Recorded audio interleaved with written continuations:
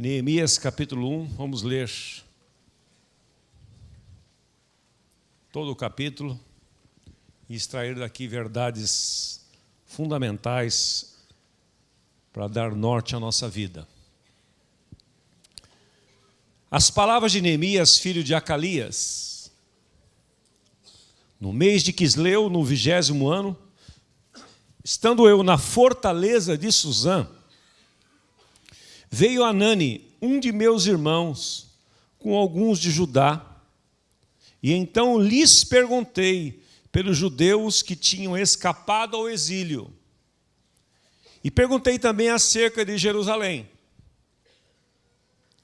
E eles me disseram: os que sobreviveram ao exílio e estão de volta na província, encontram-se em grande aflição e opróbrio. Essa palavra opróbrio significa vergonha, desprezo, humilhação. Os muros de Jerusalém estão derrubados e suas portas queimadas a fogo. Quando ouvi estas palavras, assentei-me e chorei. Lamentei por alguns dias e estive jejuando e orando perante o Deus dos céus.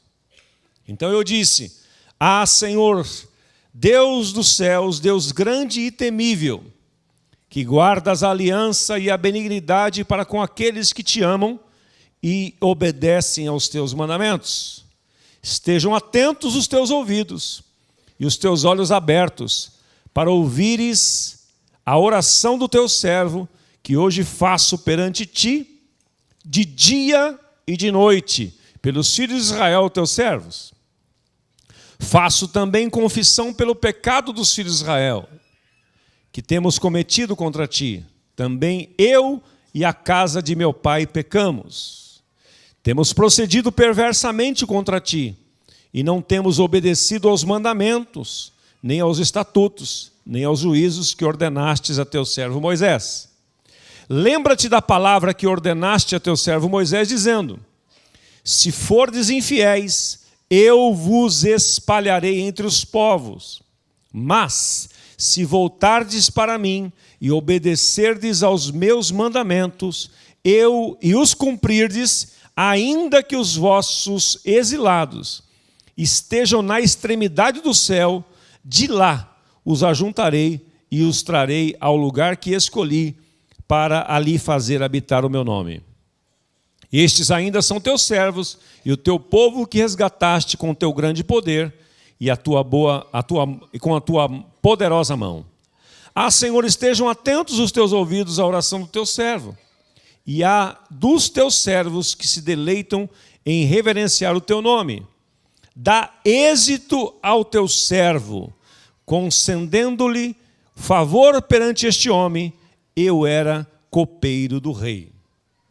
No capítulo 2, versículo 1 diz assim: e no mês de Nisã, no 20º ano do rei Artaxerxes, quando lhe trouxeram o vinho, eu o tomei e o dei ao rei. Nunca antes eu estivera triste na presença dele. Assim o rei me perguntou: por que está triste o teu rosto, se não estás doente? Não é isto tristeza de coração, senão tristeza de coração. Temi sobremaneira, mas disse ao rei: viva o rei para sempre. Como não estaria triste o meu rosto, estando a cidade e o lugar dos sepulcros de meus pais assolada, e tendo sido consumidas as suas portas pelo fogo? Disse-me o rei: o que me pedes agora? Então orei ao Deus do céu e respondi ao rei: se é do agrado do rei, se o teu servo achou favor em tua presença, peço-te que me envies ajudar a cidade dos sepulcros dos meus pais, para que eu a reedifique. Espírito Santo de Deus, toma nas tuas mãos a tua palavra, toma este que fala e aqueles que ouvem, para que nesta manhã a tua profecia flua deste lugar, como tantas vezes tem acontecido, para trazer a nós encorajamento, edificação, consolo, exortação, disposição para o trabalho que precisamos fazer.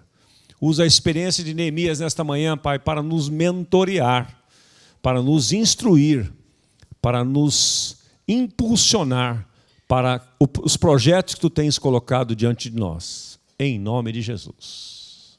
Amém. O tema desta manhã que eu queria compartilhar com vocês é este aí: resoluções. Descubra as resoluções que moldam o seu destino. O que são resoluções? Resoluções são aquelas decisões que você toma, mas não é uma decisão comum, não é uma decisão assim qualquer. Resolução é aquela decisão que você pondera, que você reflete, que você é capaz de escrever. Os grandes homens do passado, do cristianismo, Edwards e outros, Finney e outros, eles tinham o hábito de, quando eles buscavam a Deus por alguma coisa, por uma coisa relacionada ao seu futuro, relacionada ao seu destino, quando eles descobriam algo em relação aos propósitos de Deus para a vida deles, eles passavam tudo isso por um processo.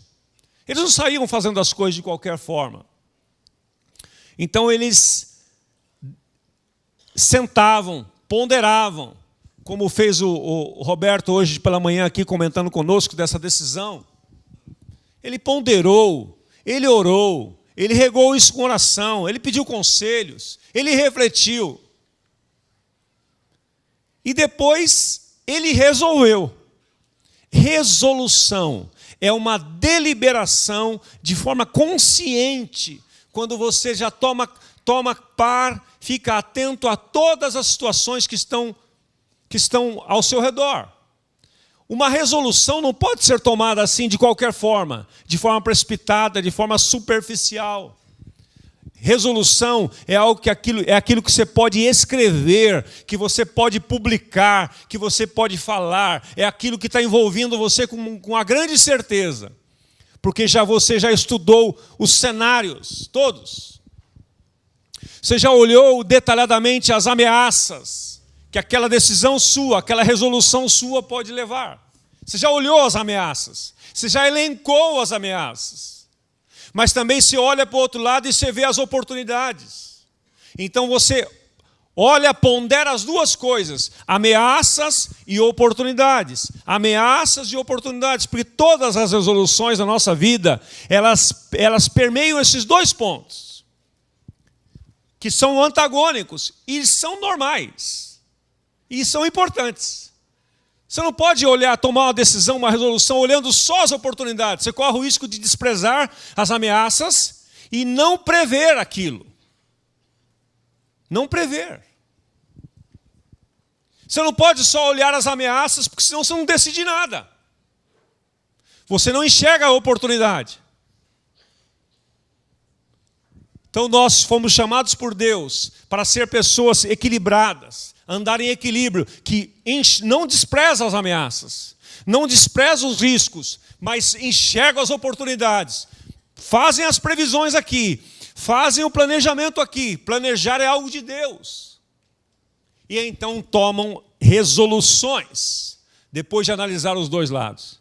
Isto é um princípio que ajuda você em qualquer área da sua vida. Na área comercial, na área de empreendedorismo, na área de casamento, na área sentimental, na área ministerial, qualquer área. Você vai ter sempre as ameaças e sempre as oportunidades. Neemias estava vivendo um momento assim. Ele estava numa zona de conforto. Deus adora mexer em pessoas que estão na zona de conforto. Você está na zona de conforto? Está tudo certo na sua vida? Tudo tranquilo? Deus ama mexer conosco quando nós estamos tudo certinho. Tudo planejadinho. Ele adora mexer com a gente nesse sentido.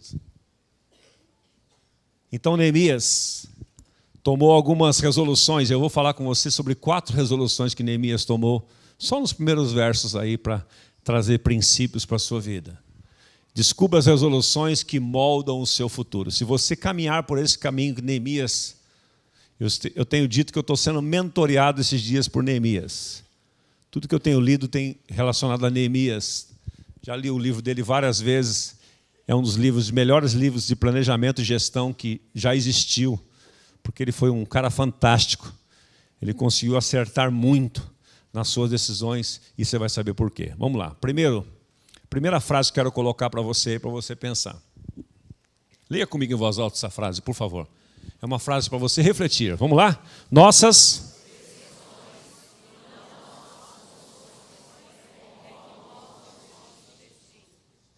Vou fazer o contrário da pergunta agora. O que é que molda o seu destino?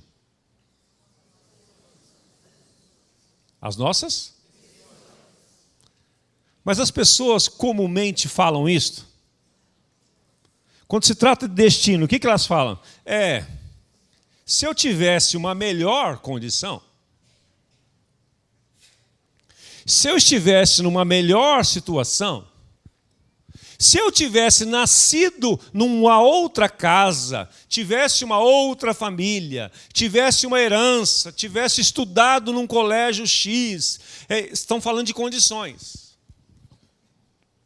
Se eu tivesse nascido numa outra nação, na Dinamarca, né? Já pensou? Na Irlanda, os países desenvolvidos, são as minhas condições. Eu não vou fazer tal coisa porque eu não tenho condição para isso. Normalmente, nós não moldamos nossas decisões, nós não moldamos nosso destino pelas nossas decisões, na nossa cabeça. Olha que nós somos engraçados, todo mundo sabe. Olha que eu perguntei, todo mundo disse, não, são as nossas decisões. Mas na prática, nós damos 1000 desculpas, fortalecendo o não fazer, o não avançar, o não concluir, o não empreender, baseado nas nossas condições. Nós olhamos apenas as ameaças.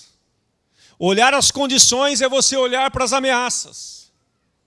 Onde já se viu, você vai querer empreender agora, num país assim. Onde já se viu, é hora de segurar, é hora de reter, não é hora de investir. Pelo contrário, é hora de investir sim. Os melhores imóveis são comprados agora. Ontem eu ouvi ainda um comentarista na Band de economia falando isto. Que em meio às maiores crises, a crise que quebrou os Estados Unidos em 2008, surgiram grandes corporações, porque os caras enxergaram as oportunidades, não ficaram olhando as ameaças. Então, meus irmãos, nós temos que saber hoje para onde nós vamos olhar. Porque não são as nossas condições que vão moldar o nosso destino, não. Não é a sua condição financeira, não é a sua condição social, não é a sua condição espiritual. São as decisões que você vai tomar. São as decisões que você está tomando. São as decisões que você tomou. São as decisões que você vai tomar, é que vão moldar o seu destino. Então vamos olhar 4 decisões que Neemias tomou. Vamos a elas. Primeira decisão que ele tomou. Ele se interessou. A palavra de Deus diz assim, quando ele soube que eles chegaram ali, no reino que ele estava na Babilônia, Neemias, para você contextualizar só um pouquinho para você, porque eu não quero gastar muito tempo com essa coisa histórica, ele, diz os historiadores, que ele nasceu praticamente num cativeiro. Ele não havia morado em Jerusalém, e então foi deportado de lá. Não, ele nasceu no cativeiro, ou seja, ele não viu, ele só recebia notícias. Ele não sofreu aquilo que eles estavam sofrendo ali, mas ele era um homem de Deus, ele é um homem conectado com Deus, e as pessoas conectadas com Deus ouvem a Deus, Deus fala com elas, e ele era um homem assim. E quando ele soube que chegaram ali alguns dos seus irmãos, alguns compatriotas, Anani, por exemplo, que ele cita aqui, ele se interessou. Ele não fingiu de morto, como a gente costuma dizer, né? Não ficou alheio. Ele não foi um alienado. Ele se interessou, ele foi até eles. Ele perguntou pelos judeus, ele perguntou pela sua cidade, se você quer ser um reconstrutor, se você quer construir algo na sua vida, ou reconstruir algo na sua família, na sua vida profissional, na sua vida emocional, na sua vida ministerial, primeiro ingrediente que você precisa ter para analisar as oportunidades, você precisa se interessar. Não há como acontecer mudanças na nossa vida se você não se interessar. Eu vejo o pastor Gil desenvolvendo um trabalho maravilhoso aqui com o Celebrando a Recuperação, que trata dos aqueles que têm algum tipo de dependência, química ou não química. E eu vejo a luta deles quando a pessoa não tem interesse. Quando aquele, né, Gil, que vai participar do projeto não tem interesse. A mãe morre de falar com o Gil, a avó vem, tem avós. Eu fui aqui já. Tem avós que não são dependentes, elas estão aqui todas as quartas-feiras com o Gil, avós, chorando e clamando pelos seus netos, Vera Lúcia. Mães e pais. Mas quando a pessoa é o próprio, não tem interesse, nada acontece. Então, para que algo aconteça na sua vida, você precisa se interessar. Neemias se interessou. Não adianta o pastor Carlos Alberto se esgoelar aqui 30, 40 anos, 50 anos, e você não tem interesse nas coisas. Não adianta. Deus respeita a sua vontade, Deus respeita as suas decisões, as suas resoluções. Se você decidir ser medíocre a vida inteira, Deus vai te respeitar. Você vai ser medíocre, você não será influente, você não será líder, você não será nada. Eu decidi ser medíocre, eu quero ser medíocre. Porque a minha condição é esta. Mas se você pautar para a excelência em tudo que você fizer, Deus vai prosperar você, Deus vai abrir portas para você. Tudo começa com interesse. Os desafios ao nosso lado são trombetas de Deus para chamar a nossa atenção para você cumprir a missão. Muitas vezes necessidades surgem ao teu lado, são trombetas gritando na sua orelha. Se você quer ficar tranquilo, seja um alienado. Os alienados não percebem nada. Não percebem nada, não leem nada, não se interessam por nada. Deus não chamou você para ser um alienado. Deus chamou você para ser um Neemias. Deus chamou você para reconstruir a partir da sua vida, a partir da sua casa, não importa a condição que você esteja. Meu marido não quer nada, vou abandonar a fé. Não abandone. Tome decisão pessoal. Aqui está um filho de uma mulher que lutou 30 anos pela conversão do seu marido. Meu pai nunca quis nada com Deus. Minha mãe sempre quis. Nunca quis. Só me ensinava o que não prestava. O exemplo dele era o pior, mas o da minha mãe era o melhor. E num dado momento eu tive que olhar para a ameaça e para a oportunidade. E eu olhei para a oportunidade. Não quero ser como meu pai, quero ser como minha mãe. Eu tomei essa decisão lá atrás, aos 23 anos. Eu era o pior da família. Eu era o pior da família. Meus irmãos são tudo nota 10. Eu era o pior da família. Lá atrás surgiu uma oportunidade de eu conhecer esse tesouro maior, esse Cristo maravilhoso. E eu vendi tudo que eu tinha. E eu não recuei 1 milímetro para trás. Eu decidi. Eu me interessei. Eu resolvi. Minha mãe não resolveu por mim. Meu pastor não resolveu por mim. Meus mentores não resolveram por mim. Eu resolvi. Eu decidi. E tenho cantado aquela canção. Atrás não volto, não volto não. Estou seguindo a Jesus Cristo. Deste caminho eu não desisto. Mas é você que tem que decidir. Seu casamento está ruim? Temos falado aqui de famílias fortes. Você está esperando em quem? No Tadeu? Na Marta? No Cido? Que os mentores aí do Casado e Feliz vão dar um jeito na sua vida. Você acha que isso vai acontecer? Pensa um pouquinho. Uma oração? Ou é um trabalho?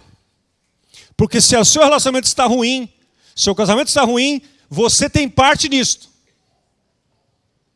E você precisa resolver, Você precisa decidir o que é que Deus quer, através de você, fazer na sua vida, no seu casamento.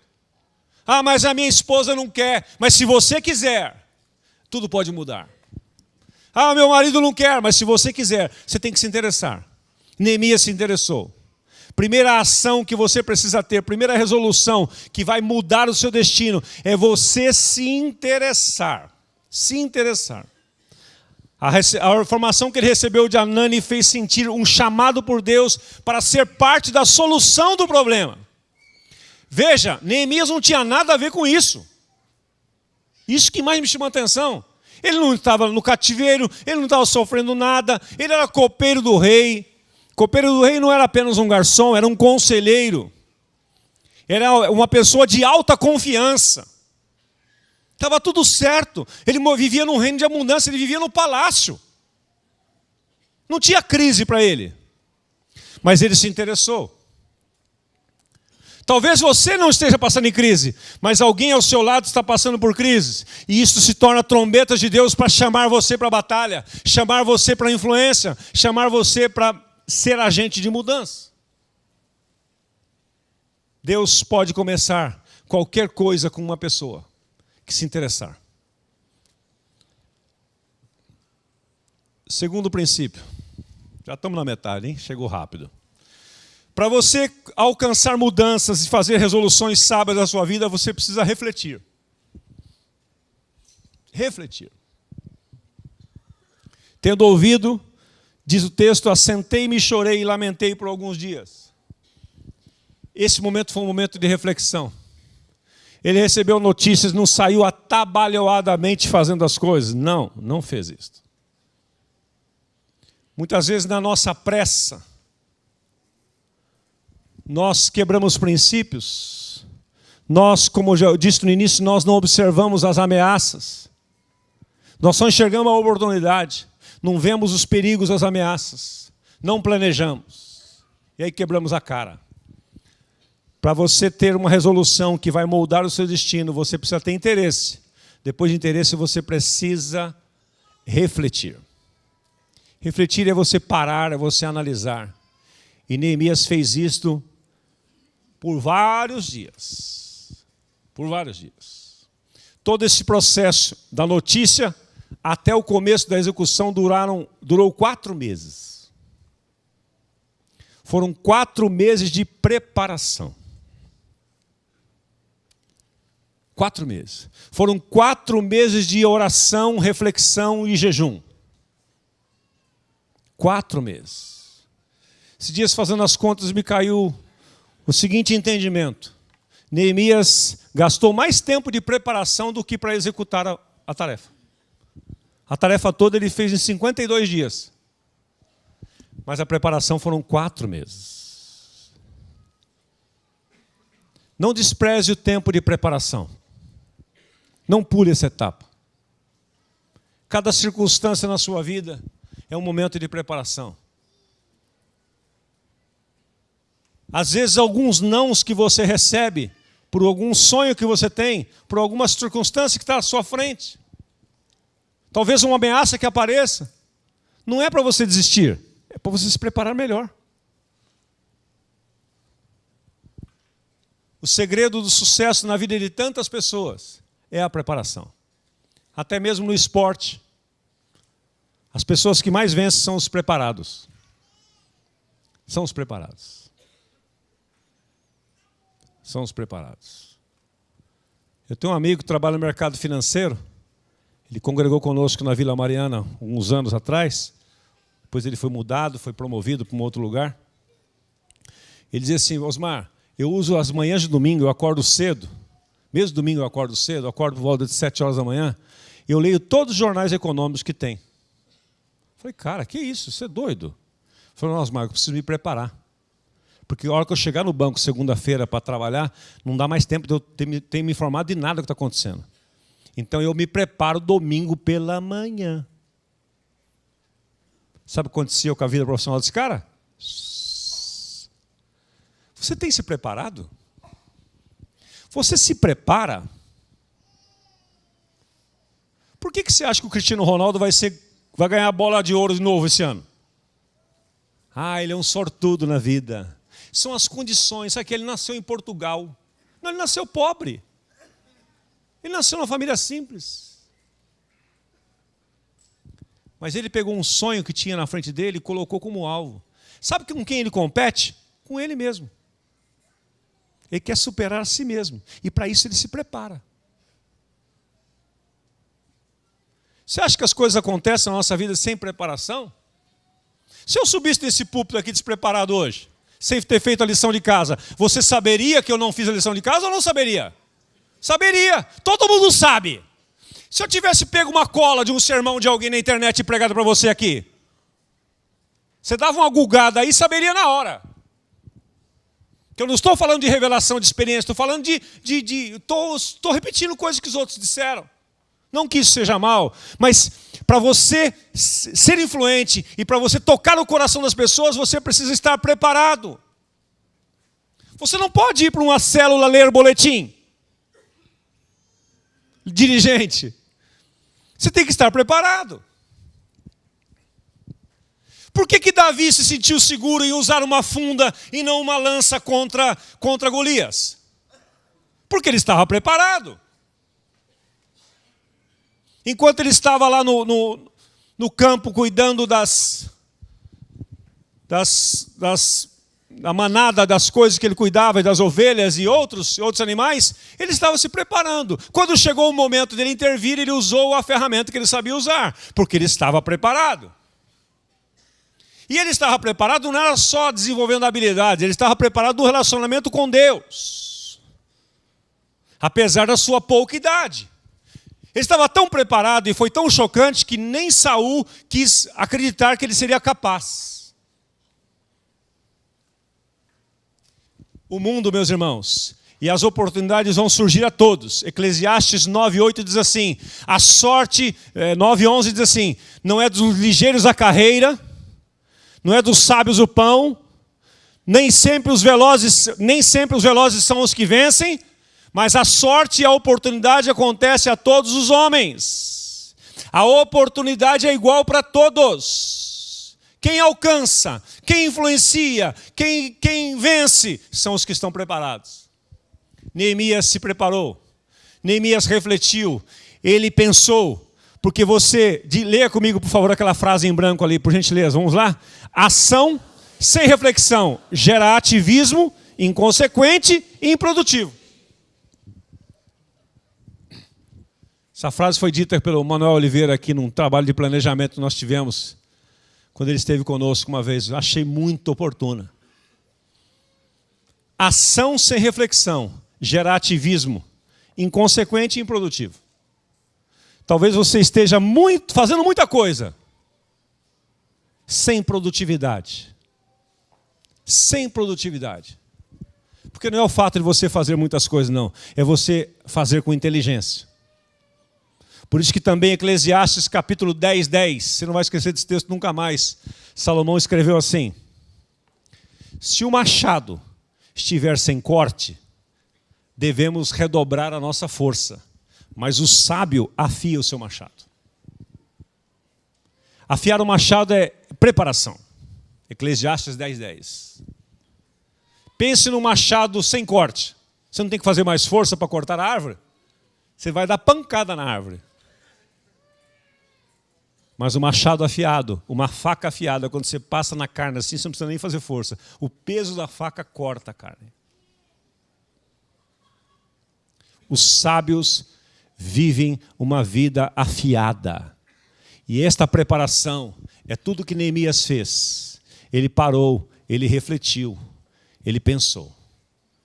Terceiro aspecto de resoluções que vão moldar o nosso destino. Primeiro deles, qual é mesmo? Interesse. Segundo?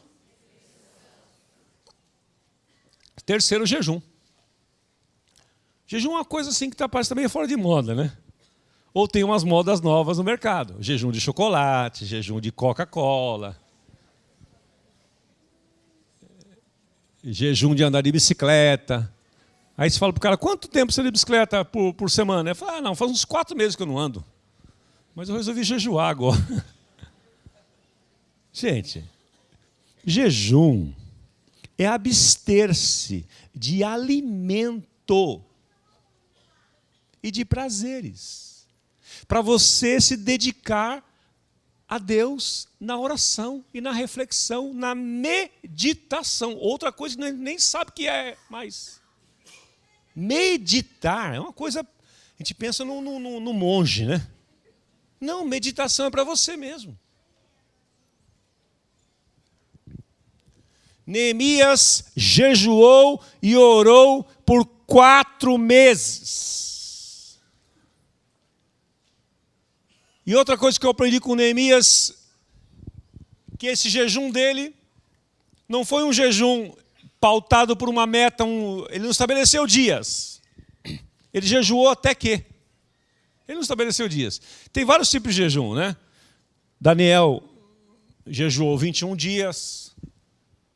Se bem que não está escrito lá que ele falou, vou jejuar 21 dias. Não. Ele começou a jejuar. O texto lá diz assim, Deus aparece a ele e diz assim, Daniel, desde o dia em que decidistes, resolvestes no teu coração separar-me para me ouvir, de jejuar e orar, são ouvidas as tuas orações. Quer dizer, desde o primeiro dia. Olha que interessante. Deus não espera lá no final para ouvir a sua oração. Ele começa desde o primeiro dia que você resolve. E aí ele começa o processo de preparação. Preparação. Porque o jejum faz isso conosco, a oração faz isso conosco. Ela nos prepara. 4 meses de oração intensiva, de jejum intensivo. E uma coisa que eu aprendi com Neemias e algumas experiências pessoais é que o jejum, eu pus 3 palavras aí para despertar você. O desejo de você jejuar. O jejum traz foco. Porque ninguém jejua sem ter propósito.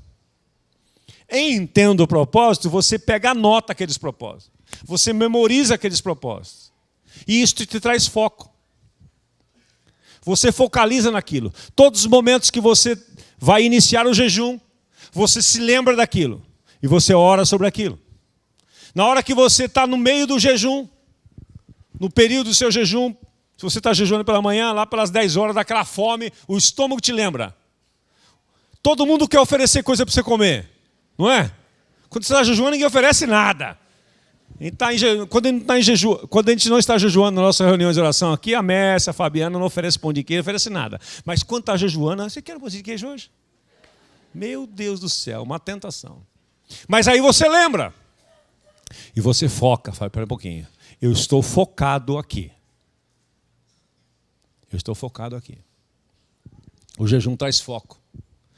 O jejum traz foco, e isso é do livro que você me receitou, Fabiana, em 3 áreas da nossa vida. Foco interno, foco externo e foco no outro.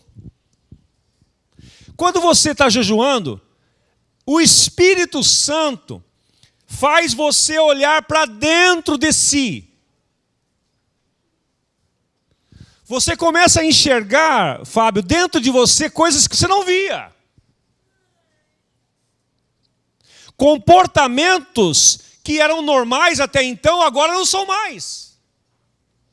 Porque você olha para dentro de si. Foco para dentro. O jejum faz você também ter o foco para fora. Você começa a enxergar as circunstâncias de uma outra forma. As coisas que você não via, você começa a ver. E terceiro foco, você tem foco no outro. Quando a pessoa coloca-se diante de você uma situação, você se compadece dela. Se compadece dela. Você tira os olhos de si mesmo. Então, o jejum traz esses 3 áreas de foco na nossa vida. Segunda coisa que o jejum faz, ele traz a você sensibilidade. Você fica sensível à voz de Deus. Você fica sensível às circunstâncias. Você fica sensível às pessoas. Traz uma sensibilidade. As coisas que você não ouvia de Deus, você começa a ouvir. Você lê a palavra diferente. As letras parece que saltam. As revelações saltam. Há um desejo maior pela palavra. Você não vê a hora de estar com a palavra de Deus. Te traz uma sensibilidade. Você perde o desejo, você perde as coisas à sua volta, perdem o valor, porque você fica sensível a Deus, você começa a ouvir a Deus. Foi isso que aconteceu com Neemias.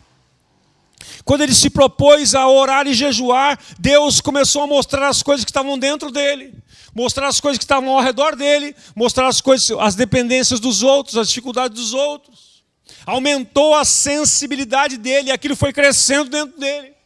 Foi crescendo dentro dele, e ele falou, não posso ficar com isso só comigo, eu tenho que fazer algo, eu me sinto responsável. Ele não era responsável, mas trouxe a ele uma sensibilidade. Eu preciso fazer algo, e ele começou a orar, jejuar, planejar, pensar, refletir, deitava, acordava com aquilo, porque quando você está jejuando, você bota todo o foco naquela situação. E a terceira coisa que o jejum faz, ele traz a você autoridade. Ele faz com que você se sinta autorizado para. Há uma palavra que o pessoal está usando muito aí esses dias, né? Você se sente empoderado para fazer alguma coisa. Você não sente medo. Você se sente seguro. A autoridade é isso, você sabe o que vai acontecer. Você sabe que a boa mão do Senhor está sobre você. Você sabe, você sente aquilo. Neemias fez isso. Neemias sentiu assim, ele sentiu a autoridade.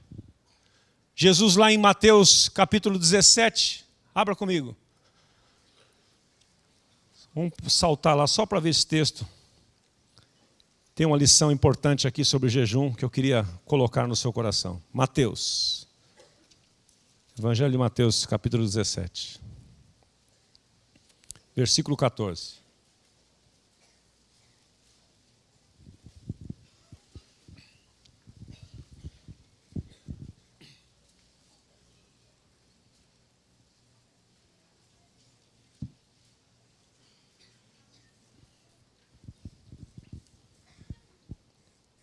Quando chegaram à multidão, um homem aproximou-se de Jesus, ajoelhou-se dizendo, Senhor, tem misericórdia do meu filho, que é epilético e sofre muito. Muitas vezes cai no fogo e cai na água. Imagina a situação. Eu trouxe aos teus discípulos, mas não puderam libertá-lo. Os discípulos que estavam andando com Jesus já há alguns anos. Respondeu-lhe Jesus, ó geração incrédula e perversa, até quando estarei convosco? Até quando vos sofrerei? Trazei-me aqui o menino. Jesus repreendeu o demônio. Primeira coisa, o texto fala que ele era epilético. Epilepsia, via de regra, não é possessão. Neste caso era. Jesus não orou pela epilepsia dele. Jesus repreendeu o demônio. Por quê? Porque havia em Jesus uma sensibilidade maior do que os outros. Com isso eu aprendo o quê? Muitas vezes você está lutando com as armas erradas. As coisas não funcionam porque você está usando a arma errada. Você está usando a arma errada. Você está fazendo do jeito errado. E as coisas não funcionam. Você está com a chave errada. Ela até entra na fechadura, mas não abre. Ué, mas parece, olha a marca assim, a marca tal, olha a marca da chave, parece igual, você enfia, não abre. Por quê? Você está com a ferramenta errada, você está com a chave errada. Os discípulos aqui nem discerniram que era um demônio. Jesus chegou, bateu o olho e tinha uma sensibilidade mais apurada, porque ele era um homem de jejum, um homem que vivia em consagração. E aí eu estou destacando para você a questão da sensibilidade aqui.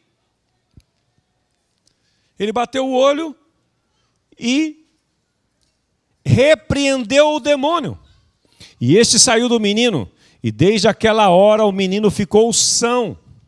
Então os discípulos, aproximando-se de Jesus em particular, né? Porque chamaram de lado, né? Mó carão ali, né? Perguntaram, por que não podemos expulsá-lo? Jesus lhe respondeu, sabe por quê? Por causa da vossa pequena fé. Em verdade vos digo que se tiverdes fé como o grão de mostarda, direis a este monte, passa daqui para acolá, e ele passará. Nada vos será impossível. Aí ele fez um acréscimozinho de uma chave para eles. Versículo 21. Mas esta casta, esta espécie, este conjunto hereditário, esse tipo, esta qualidade de demônios, não se expulsa senão por meio da oração e do jejum. Quando eu meditava nesse texto, eu fiquei pensando, vendo a cena, né? E eu fiquei imaginando. E eu quero fazer uma pergunta para você. Você acha que aqueles discípulos, ao orarem para aquele menino, oraram em nome de quem? De Buda, Confúcio ou Jesus? Jesus. E por que não funcionou? Porque há momentos na nossa vida, atenção aqui, que isso aqui é uma chave. Há momentos, circunstâncias na nossa vida que não basta você fazer o trivial, o rotineiro, aquela oraçãozinha de Deus abençoe esse dia, o pão que eu vou comer, te damos graças, e você sai feito um religioso assim, né? Eu sou agradecido a Deus.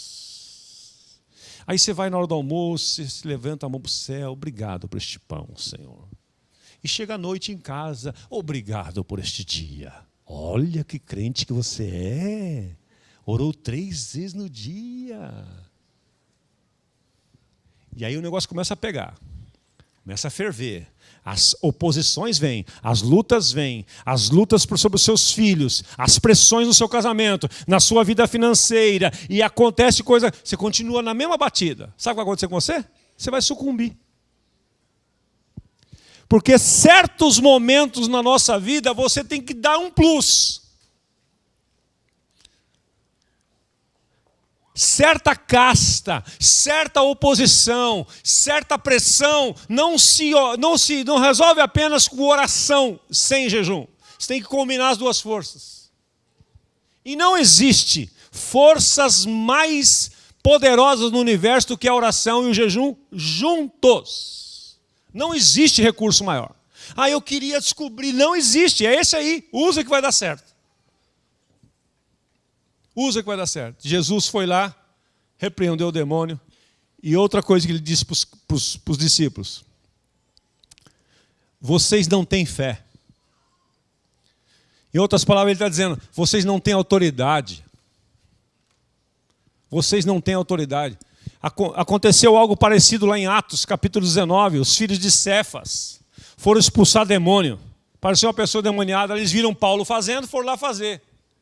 Chegaram lá e terceirizaram o negócio. Em nome de Jesus, a quem Paulo prega, eu ordeno que saiam dele. Aí foi terceirizado do terceirizado. Tomaram um pau do demônio e o demônio riu da cara deles. Em compensação, as pessoas pegavam o lenço que estava na cintura de Paulo, o lenço. Jogava sobre os demônios e os demônios eram expulsos. Por quê? O poder do lenço? Por causa de uma vida consagrada. Por que jejuar? Em jejuns muito mais, dizia Paulo. O jejum está permeado por toda a Bíblia. Se Jesus jejuou 40 dias para começar o ministério, você não vai jejuar?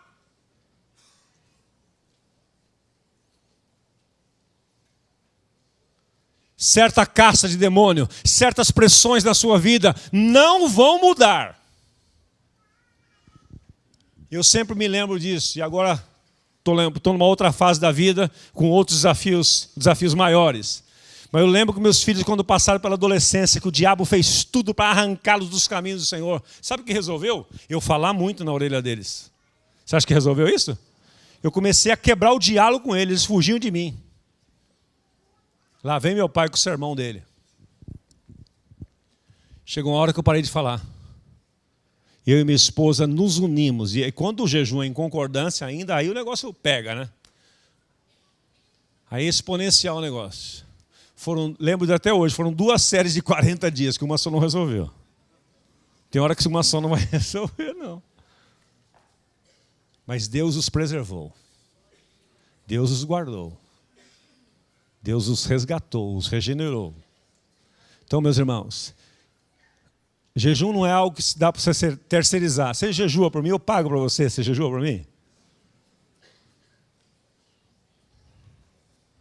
Como dizia um amigo meu brincalhão, eu estou pagando para um cara dar umas voltas para mim nesse estádio aqui correndo, porque eu estou sem tempo esses dias. Eu estou pagando, ele não vai resolver nada. Você pode pagar o tanto que quiser. É você. É abster-se de alimento. Jesus jejuou de alimento. Só ficou na água 40 dias. Mas, em compensação, vivia uma vida de autoridade. Você imagina Jesus tenso? Sem saber direção, sem saber o que fazer? Lembra lá diante do demoniado de Gadara? O cara vivia preso por grilhões dentro de um cemitério. O cara era terrível. Os demônios, legião de demônios. Jesus chegou lá e acabou com a brincadeira. Autoridade. Sabia quem ele era. O jejum promove isto. Última coisa. A oração. Neemias diz no seu próprio diário aqui: estive jejuando e orando perante o Deus dos céus. Spurgeon dizia: quando Deus deseja fazer uma grande obra, Ele primeiro coloca o seu povo para orar. Quando Deus quer fazer algo na sua vida, na sua casa, na igreja, nas nossas famílias, Ele coloca o seu povo para orar.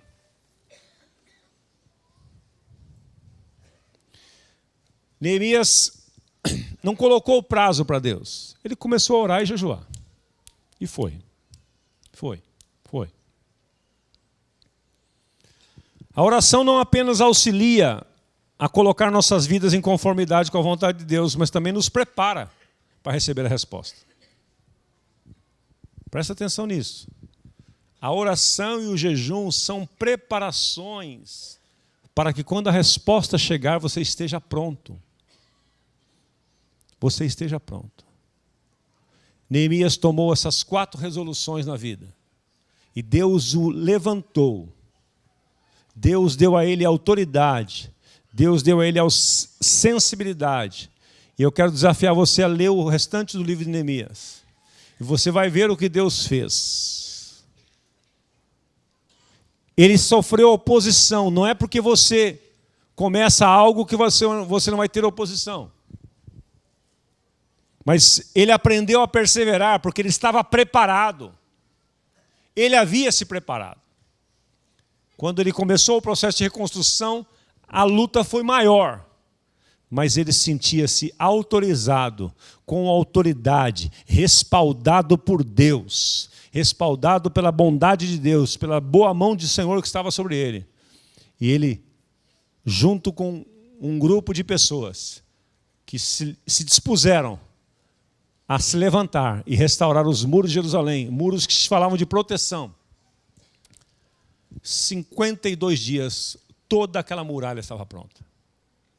Porque Deus o levantou.